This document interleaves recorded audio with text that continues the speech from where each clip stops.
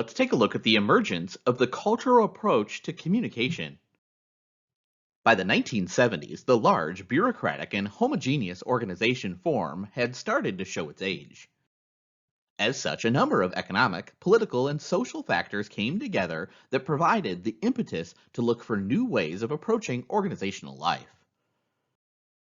This economic, political, and social transformation provides the frame for a number of research related reasons why the cultural approach emerged as a new way of studying organizational life.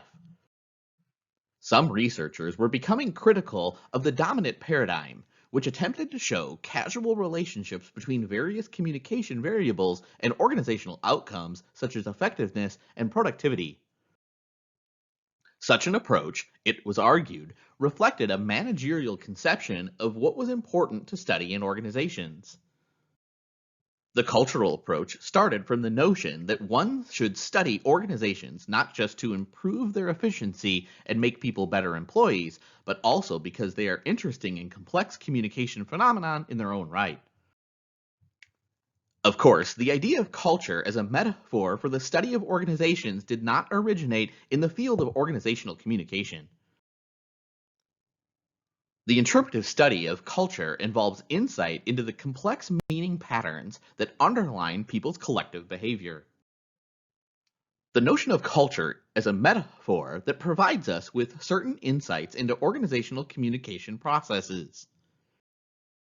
Just as the machine metaphor of organization highlighted issues of efficiency and the organism metaphor highlights growth, so the culture metaphor highlights a particular way of examining organizations. From the cultural perspective, organizations are systems of beliefs, values, and taken for granted norms that guide everyday behavior.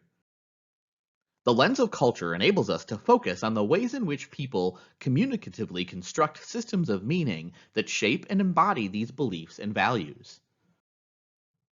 Seeing culture as a variable means that we can examine how it varies, like weak to strong or rigid to flexible, and how these variables are associated with each other in terms of valuable organizational outcomes. If it's a variable, culture can, by definition, be manipulated and changed to create outcomes like employee commitment and productivity, which in turn improve company performance and profitability. The assumptions underlining the cultural purist perspective stand in sharp contrast to those of the pragmatist approach. First, rather than viewing culture as one organizational variable among many, purists see culture as a basic, root metaphor for understanding organizations.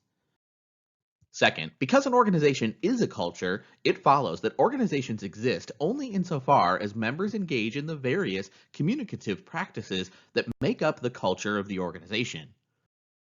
Third, cultural purists question the idea that organizational cultures can be manipulated to meet the needs and goals of the organization. For a number of reasons, then, cultural purists view the pragmatist approach as problematic. Organizational storytelling has become one of the most extensively researched features of work and organizational culture. Organizational culture researchers thus view storytelling as one of the most important ways in which humans produce and reproduce social reality.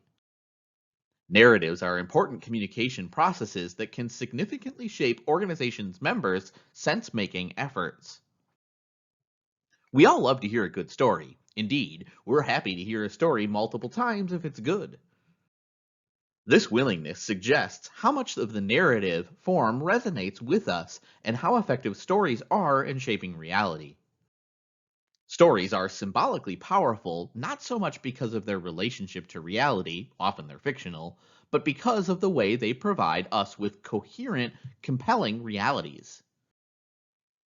At an everyday level, they provide us with organizing scripts that tell us what to pay attention to,